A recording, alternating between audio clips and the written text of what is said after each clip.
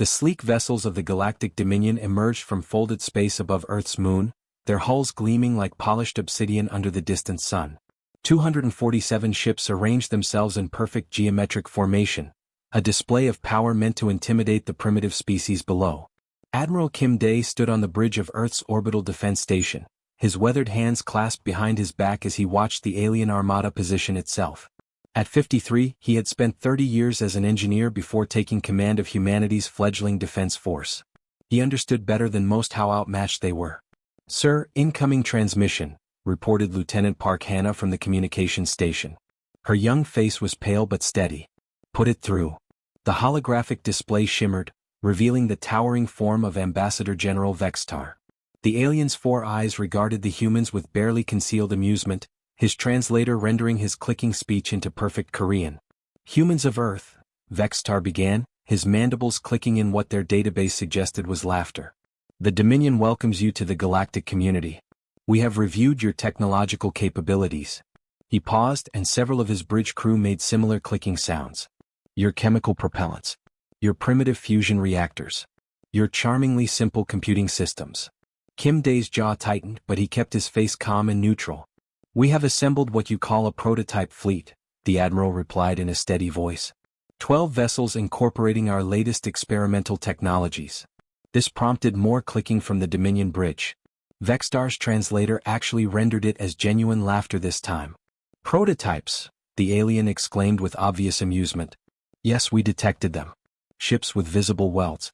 Mismatched hull sections. Power signatures that fluctuate wildly. Humans, the Dominion abandoned such crude trial and error methods 17,000 years ago. We achieved technological maturity. Standardization. Perfection. And yet," Kim Dae said quietly, "you still carry weapons." The laughter stopped abruptly. Vextar leaned forward, his translator going cold and formal. "The Dominion offers integration. You will provide resources and labor. In exchange, we grant protection and access to stable technology. You have 72 Earth hours to accept. Refuse and we will pacify your world.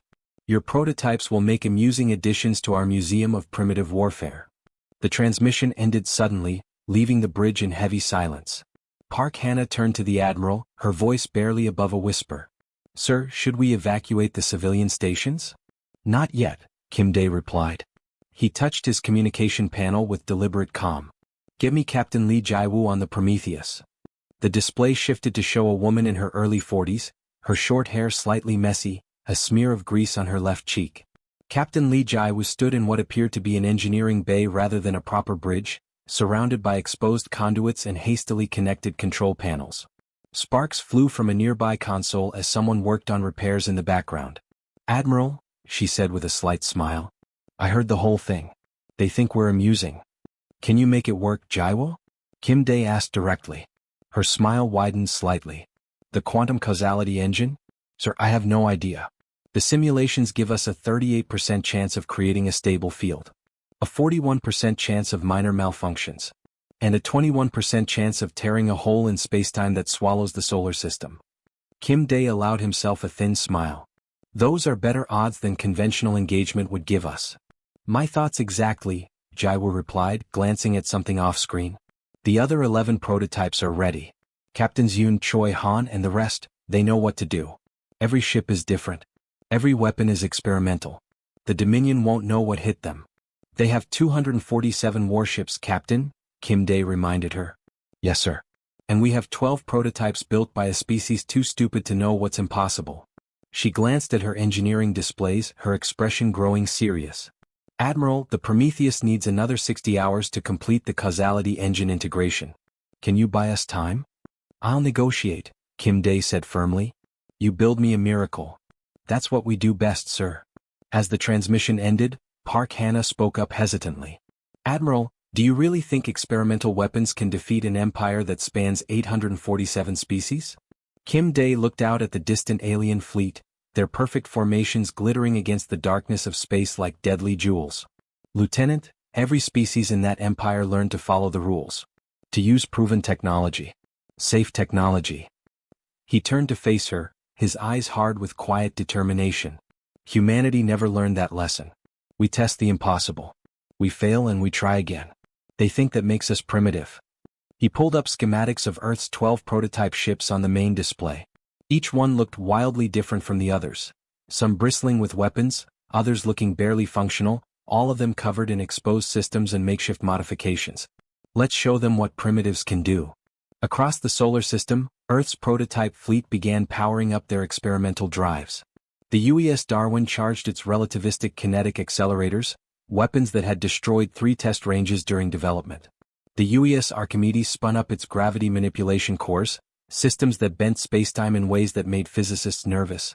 The UES Tesla initiated electromagnetic cascade protocols that had once accidentally blacked out half of Mars' colony. And hidden behind Jupiter's massive bulk, the UES Prometheus began the most dangerous test in human history, an attempt to weaponize probability itself, to make the improbable become real, to turn chance and luck into directed weapons. The Dominion fleet waited in their perfect formations, confident and patient. In 72 hours, they would add another primitive world to their vast empire. Another species would bow before their superior technology and ancient wisdom. They had no idea they were about to face a species that considered experimental and suicidally dangerous to be synonyms for worth trying. A species that had looked at theories other civilizations called impossible and said, let's build it and see what happens. The countdown had begun, and humanity was about to teach the galaxy a lesson about the value of reckless experimentation. The end of Part 1. 50 hours remained on the Dominion's ultimatum. On the bridge of the Dominion flagship Eternal Conquest, Ambassador General Vextar reviewed the tactical data with growing boredom. The human ships had dispersed throughout the solar system in what appeared to be random positions. No defensive formation. No coordinated strategy. Just 12 mismatched vessels drifting alone in the void. Commander Raltek, Vextar addressed his tactical officer. Analysis of the human fleet? The younger officer's mandibles twitched with barely suppressed amusement. Sir, their largest vessel masses only 42,000 tons, less than our smallest corvette. Power output is erratic across all ships. We detect no standardized weapon systems. No shield harmonics matching any known configuration. In other words, Vextar said slowly, they have nothing. Worse than nothing, sir. They have experiments. Raltek pulled up a holographic display showing the UES Darwin. This vessel appears to be a weapons testing platform. Its hull is scarred from previous detonations. Intelligence suggests multiple catastrophic failures during development. Vextar's eyes gleamed with satisfaction. And yet they brought it to face us. Pride. Desperation? Perhaps both, sir. Meanwhile, aboard the UES Darwin, Captain Choi Suho sat strapped into his command chair, watching the Dominion patrol vessels move into scanning range. His crew of 37 occupied a ship designed to hold 200. Most of the space was devoted to experimental weapons systems that even Earth's military had deemed inadvisable for deployment. Weapons status? Choi asked his tactical officer, Lieutenant Nam Yuri. All experimental munitions loaded and ready, sir, she reported, her fingers moving quickly across her console. Relativistic kinetic missiles in tubes 1 through 6. Antimatter-seeded torpedoes in 7 through 12. The Casimir effect mine layer is online, though engineering says there's still a 12% chance it'll detonate inside the ship. 12%? Choi mused quietly. That's down from 20. I'll take it. Nam Yuri grinned despite the tension in the air. Captain, we're being hailed by a Dominion patrol group. 6 cruisers. They're demanding we power down and prepare to be boarded for assessment and cataloging. Choi leaned forward, his expression hardening. Tell them we respectfully decline. They're insisting, sir. They say resistance will be met with disabling fire. Lieutenant Nam, arm all weapons. Target the lead cruiser. Choi's voice was calm, almost conversational. Let's show them what happens when you test weapons nobody else was crazy enough to build. The 6 Dominion cruisers, each one triple the Darwin's mass, moved into attack formation with casual confidence. Their energy weapons charged in a standard intimidation protocol designed to force quick surrenders from inferior species. The Darwin accelerated directly toward them at full speed. They're firing, sir. Nam Yuri called out sharply. Energy weapons, conventional yield. The beams struck the Darwin's experimental shield array. For a moment nothing happened. Then the shields shimmered with an iridescent pattern, and the energy beams refracted at impossible angles, scattering harmlessly into the black void of space. Recursive harmonic shields holding, the engineer reported over the intercom, his voice filled with amazement. The theory works. They're actually converting incoming energy into shield reinforcement. Choi allowed himself a tight smile. Fire tubes 1 through 6. The relativistic kinetic missiles launched in complete silence. No explosive propellant, no visible exhaust. Just 6 projectiles accelerated to 98% light speed by electromagnetic rails that drew enormous power from the ship's overcharged fusion core. The Dominion cruisers had exactly 3 seconds to react. Their point defense systems, designed for conventional missiles, couldn't track the incoming projectiles at all. The lead cruiser simply ceased to exist, its hull vaporized by the kinetic impact that released energy equivalent to a small nuclear weapon. The second cruiser took a glancing hit that tore through its port side, sending it spinning wildly out of control, trailing atmosphere and debris. Direct hits on targets 1 and 2, Nam Yuri reported, her voice tight with professional calm despite the shock of watching their weapons actually work. Targets 3 and 4 are evading. Fire antimatter torpedoes, tubes 7 and 8. The torpedoes were slower than the kinetic missiles, but what they lacked in speed they made up for in devastating payload.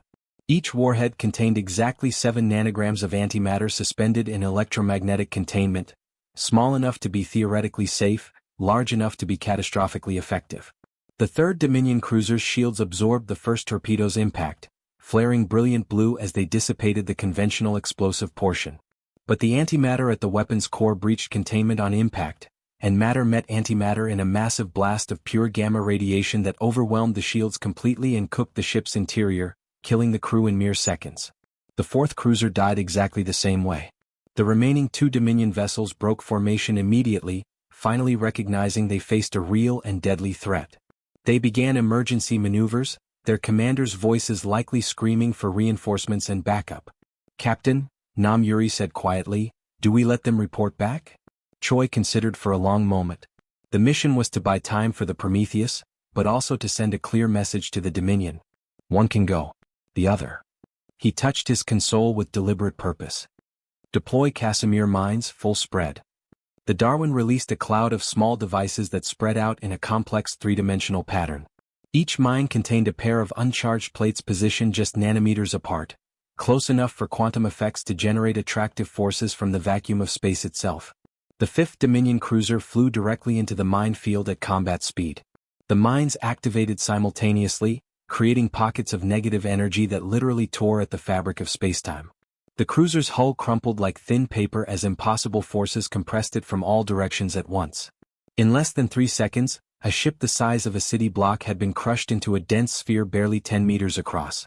The 6th cruiser jumped to faster-than-light speed, fleeing back toward the main Dominion fleet in panic. Captain Choi Suho sat back in his chair, exhaling slowly. Damage report. Shields are depleted but recharging. Hull integrity at 96%. All experimental weapons performed within acceptable parameters, sir. The engineer's voice held a distinct note of wonder and disbelief. Captain, they worked. They actually all worked. Send word to Admiral Kim Dae, Choi ordered firmly. Tell him the Darwin confirms experimental weapons are viable. Dominion ships are vulnerable. As the message transmitted across space, Choi looked at his tactical display. 12 human ships scattered across the solar system. 247 Dominion vessels that had just learned their primitive opponents had sharp teeth. Light minutes away, aboard the Eternal Conquest, Vextar watched the tactical replay with his 4 eyes wide in complete disbelief. One ship, he said slowly and carefully. One primitive human ship just destroyed 5 of our cruisers. Their weapons are unconventional, sir, Raltek admitted reluctantly. Nothing in our tactical database prepared us for. Silence. Vextar's mandibles clicked rapidly, a clear sign of serious agitation. This changes nothing. They have 11 ships remaining. We have 241, plus reinforcements en route. Their victory was luck. A fluke. Nothing more. But even as he spoke those words, doubt crept into his voice like poison. The Dominion had conquered 847 different species across the galaxy. None had ever fought like this before. 18 hours remained. Admiral Kim Dae stood in the war room beneath Earth's orbital defense station, surrounded by holographic displays showing every ship, every trajectory, every known variable in the coming battle. Around him, his senior staff worked in focused silence, the weight of humanity's survival pressing down on all of them like a physical force. Status report, Kim Dae said quietly. Colonel Shin Mira, his tactical coordinator, pulled up the fleet disposition on the main screen. Sir, the Dominion has reorganized into 5 battle groups. Each group consists of approximately 48 vessels in standard assault formation. They're advancing on our inner system positions from multiple vectors. They've learned their lesson from the Darwin's engagement, Kim Day observed with a grim expression. They won't underestimate us again. No, sir. Intelligence intercepts suggest they're treating us as a legitimate military threat now. They've called in reinforcements, an additional 300 ships are inbound, estimated arrival in 6 hours. Park Hannah looked up from her station, her face pale. Admiral, that will give them over 500 ships. Even with our prototypes. I know the math, Lieutenant. Kim Day touched his console firmly. What's the status of the Prometheus? Captain Lee reports the quantum causality engine is at 63% integration. She says she needs at least 12 more hours to have any confidence in the system working properly. She doesn't have 12 hours. Kim Day studied the tactical display with calculating eyes. Order all remaining prototype vessels to engage. Each ship is to employ maximum creativity. No standard tactics. Nothing the Dominion can predict or counter. Sir, that's only 10 ships against their advanced elements. 10 ships carrying weapons no sane military would ever deploy, Kim Day interrupted. Sometimes, Colonel, insanity is our greatest tactical advantage. The UES Archimedes hung in space near Mars orbit, an ungainly vessel that looked more like a research station than a proper warship. Its hull bristled with gravitational field generators positioned at seemingly random points, connected by exposed power conduits that glowed with barely contained energy. Captain Yoon Suk watched the approaching Dominion battle group with calm focus. 48 ships in perfect formation, their shields shimmering with coordinated harmonic frequencies, their weapons charged and ready for combat. Engineering, what's the status of the gravity wells? Yoon asked steadily. All 12 generators are online and synchronized, Captain, reported Chief Engineer Bae Hyan. Though I feel obligated to mention that creating artificial gravity fields of this magnitude has never been attempted outside of computer simulation. The power draw is immense, and if even one generator fails, we'll be torn apart by our own gravity fields, Yoon finished calmly. I read the briefing, Chief. But if we do nothing, we'll be torn apart by Dominion weapons instead. I prefer to die doing something interesting. The Dominion battle group closed to weapons range, their formation tightening for coordinated fire protocols. Activate gravity wells, Yoon ordered without hesitation. Full power. Let's bend some space-time. The Archimedes shuddered violently as 12 gravitational field generators activated simultaneously. Space itself warped around the ship, creating invisible wells of intense gravitational force positioned in a three-dimensional pattern ahead of the vessel. The Dominion ships detected the gravitational anomalies immediately, but by then it was already too late. The lead cruiser flew into the first gravity well at full combat speed. Its trajectory curved sharply and violently, pulled by forces equivalent to being near a neutron star. The ship fought desperately against the pull, its engine straining at maximum output, but momentum and gravity worked against it. The cruiser swung around the gravity well and slingshot directly into the path of 3 other Dominion vessels at incredible velocity. 4 ships collided at combat speed. Shields overloaded instantly in brilliant flashes of light, hulls crumpled like crushed aluminum cans, atmosphere vented explosively into space. The combined explosion was visible from Earth itself. Gravity Well 1 performed as predicted, Bae Hyan reported, his voice tight with wonder and disbelief. Repositioning remaining wells now. The Archimedes manipulated its gravity fields like a conductor directing an orchestra of destruction. Dominion ships found their trajectories suddenly bent at impossible angles, their carefully coordinated formations disrupted and scattered. Ships that tried to evade one gravity well swung directly into another waiting trap. Vessels attempting to coordinate fire found their targeting solutions constantly changing as space itself curved unpredictably around them. They're adapting, Yoon observed as several Dominion ships began firing directly on the Archimedes itself, trying to destroy the source of the gravitational chaos. Energy beams converged on the human ship's position from multiple angles, and bent harmlessly around it. Light follows curved spacetime, Bae Hyan said with clear satisfaction in his voice. We're sitting at the bottom of our own gravity well. Their energy weapons are literally orbiting around us harmlessly. But the Dominion had kinetic weapons too, and those followed ballistic trajectories that could be calculated despite the gravitational interference. Railgun slugs hammered into the Archimedes with brutal force, and its shields, conventional and insufficient, began to fail under the sustained assault. Hull breaches on decks 4 and 7, damage control reported urgently. We've lost 2 gravity generators. Field integrity dropping to 70%. Time to go, Yoon decided instantly. He triggered the emergency protocol, and the Archimedes fired its experimental slingshot drive, essentially using its own gravity wells to fling itself through space at impossible acceleration rates. The ship vanished from the Dominion's targeting solutions, hurtling toward the outer system at speeds that would have liquefied the crew without the internal gravity compensation systems. Behind it, the Dominion battle group regrouped slowly, their formation in complete shambles. 12 ships destroyed or disabled by gravitational manipulation alone. The remaining 36 vessels were furious, and deeply cautious now. At Saturn's orbit, the UES Tesla prepared its own devastating surprise.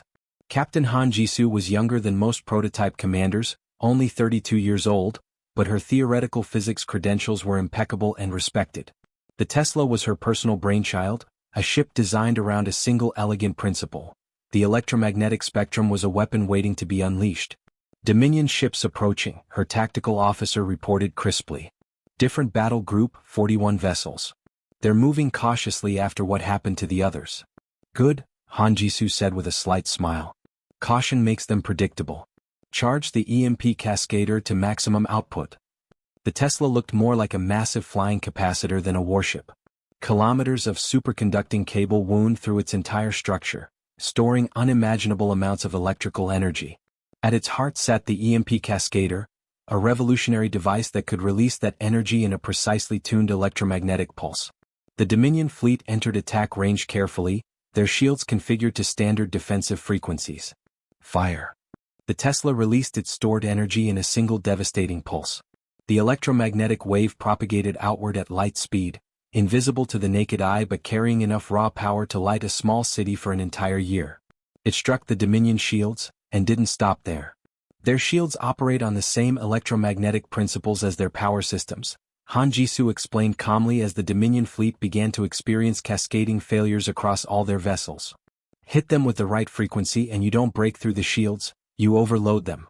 The energy feedback travels through their shield generators into their power distribution networks and then, on the tactical display, Dominion ships began going dark one by one. Not destroyed but completely disabled, their systems overloaded and automatically shut down to prevent catastrophic damage to critical components. 23 ships drifted helplessly in space, utterly powerless. Conventional weapons, fire at will, Han Jisoo ordered coldly. Target engines and power cores. Make sure they can't restart their systems. The Tesla's kinetic weapons made quick and efficient work of the disabled vessels. The Dominion fleet converged on Earth like a tightening fist, 431 warships arranged in concentric spheres designed to provide overlapping fields of fire. Ambassador General Vextar had learned from his losses. No more small battle groups, no more overconfidence. The entire fleet would engage as one, an overwhelming wall of firepower that no experimental weapons could withstand.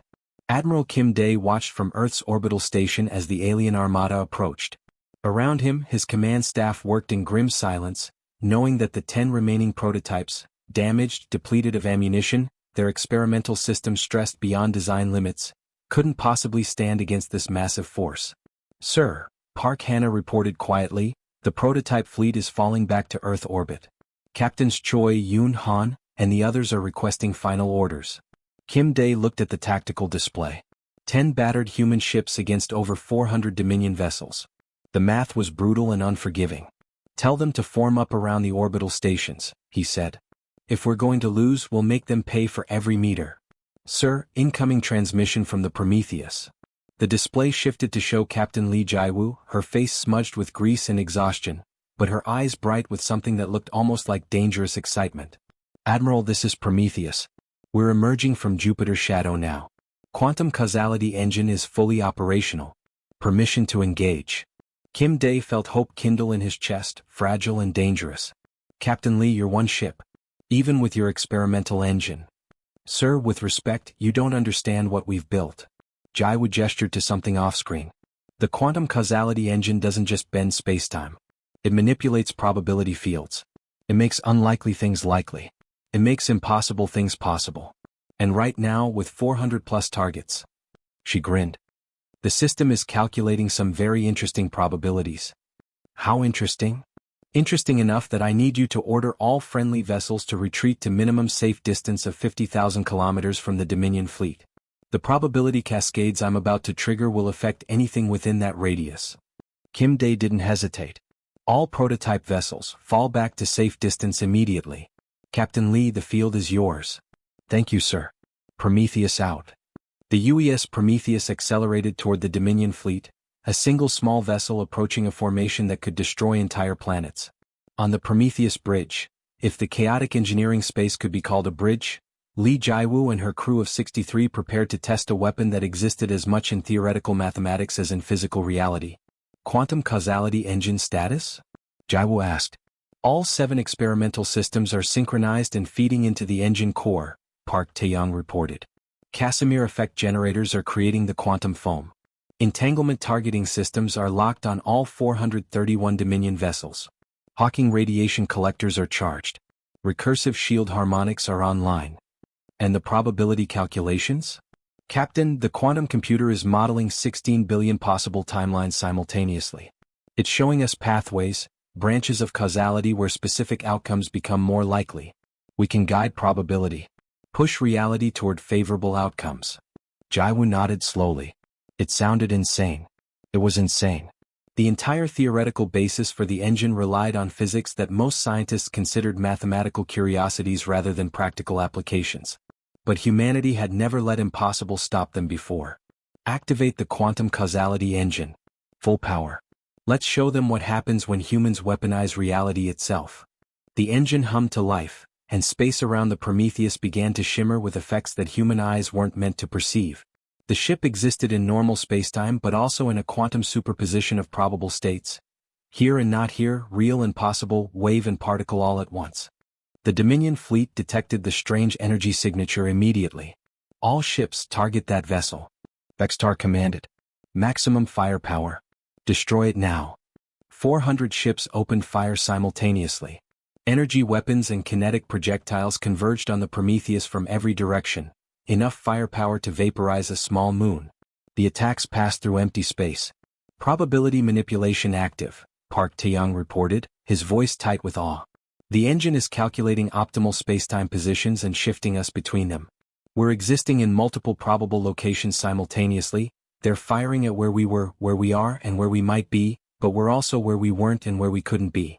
That sentence hurt my brain, Jaiwoo admitted, but I'll take it. Begin counterattack. Target their flagship first. The Prometheus fired a single Casimir effect missile, a weapon that created pockets of negative energy density. Under normal circumstances, such a weapon might damage a ship's shields. Maybe.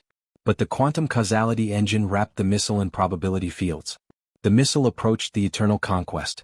The flagship's shields engaged, designed to absorb or deflect the attack. But the probability field made the unlikely probable. A microscopic flaw in the shield generators, a quantum fluctuation in the shield harmonics, a single-bit error in the defensive computer's calculations. The shields failed.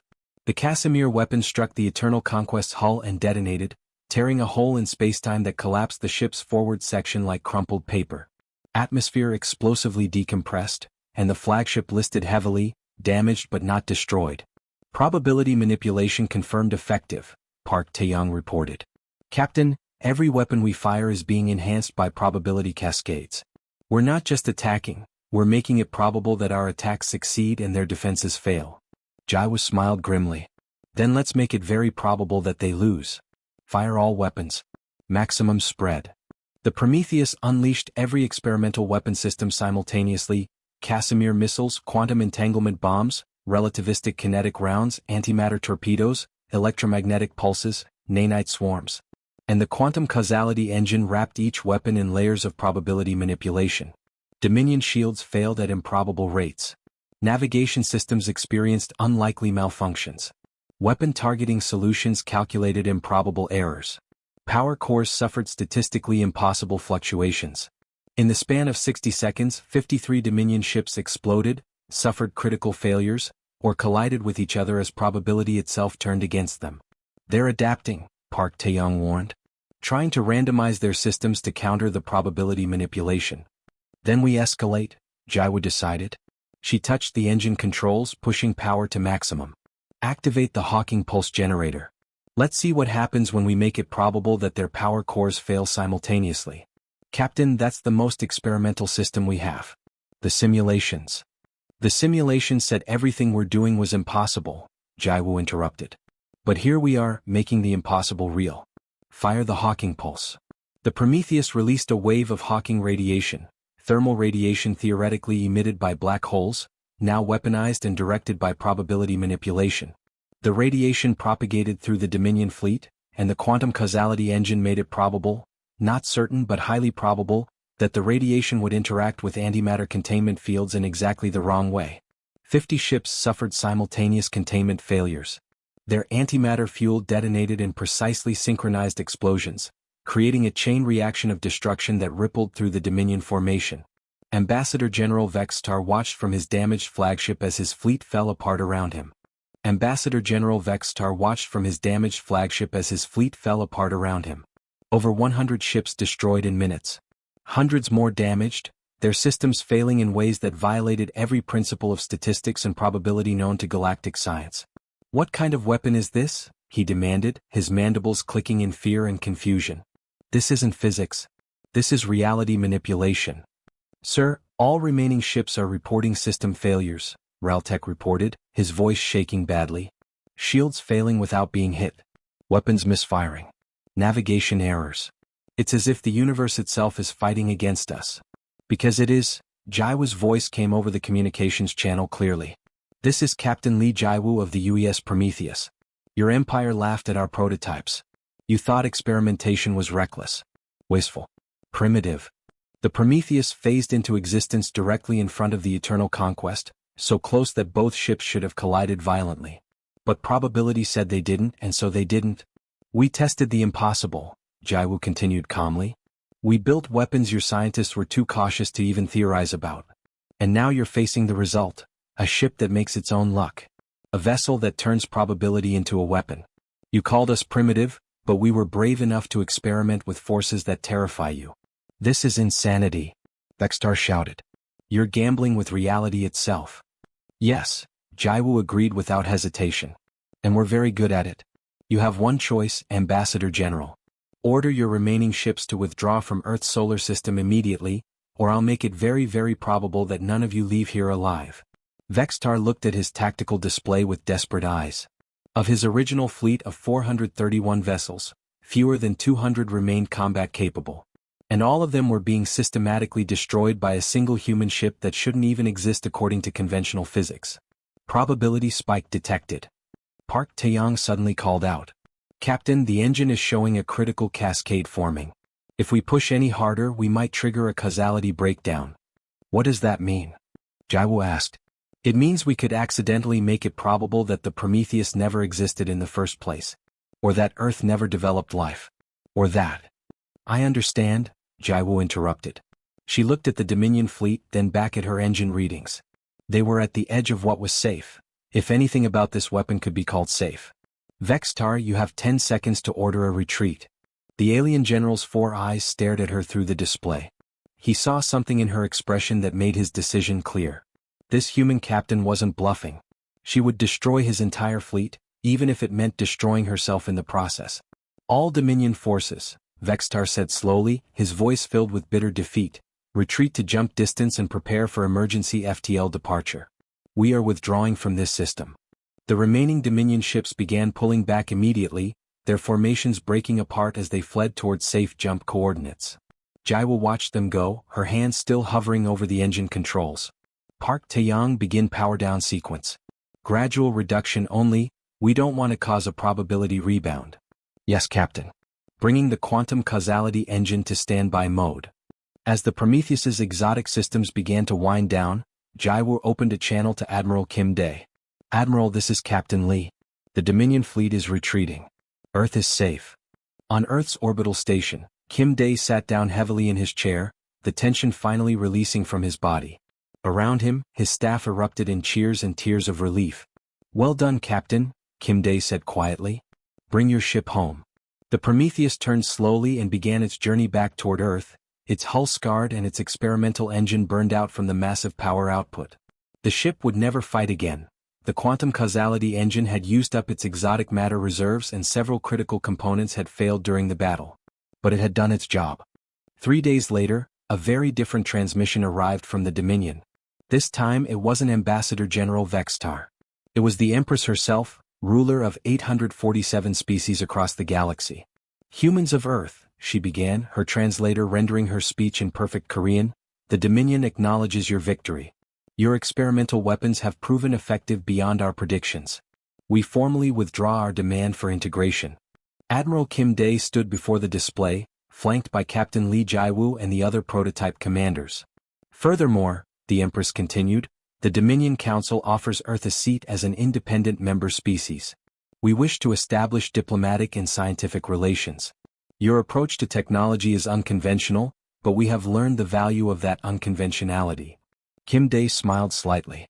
"We accept your offer of diplomatic relations, Empress. But understand this, humanity will continue to experiment. We will continue to test theories that others consider impossible. That is who we are." "We understand, Admiral. And perhaps that is why you survived when so many others did not. The Dominion became powerful through standardization and proven methods. But we forgot the value of bold experimentation. You have reminded us of that lesson at great cost to our fleet." After the transmission ended, Captain Lee Jae-woo looked at the Admiral. "Sir, what happens now?" "Now?" Kim Dae smiled. "Now we rebuild. We learn from what worked and what didn't. And we start designing the next generation of prototypes." "The engineers are already drawing up plans," Jae-woo admitted. "They're calling it Project Phoenix. Even more experimental than the Prometheus." "Of course they are," Kim Dae said with genuine affection in his voice. "That's what we do." 6 months later, construction began on 12 new prototype vessels, each one incorporating lessons from the Dominion War.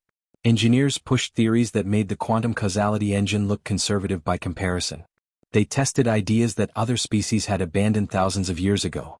The wreckage of the Dominion fleet remained in Earth's solar system, a memorial that the galaxy named the price of arrogance. It served as a reminder to every species that visited, never underestimate a species desperate enough to test the impossible. Humanity's motto became famous across the stars, spoken in hundreds of languages, printed on diplomatic documents, and taught to young scientists throughout the galaxy. "If it's never been done, we'll try it twice." And in laboratories and shipyards across Earth and her colonies, engineers and scientists continued humanity's greatest tradition, taking theories that everyone else called impossible, building them anyway, and then using them to change the universe. The Galactic Dominion had laughed at Earth's prototypes. They had mocked humanity's experimental weapons and jury-rigged systems. They had thought standardization and proven technology made them superior. They were wrong. Because while they had spent millennia perfecting what was known, humanity had spent centuries chasing what was unknown. And in that difference lay Earth's greatest strength, the willingness to gamble on wild ideas, to fail spectacularly, and to try again with even crazier experiments. The galaxy would never make that mistake again.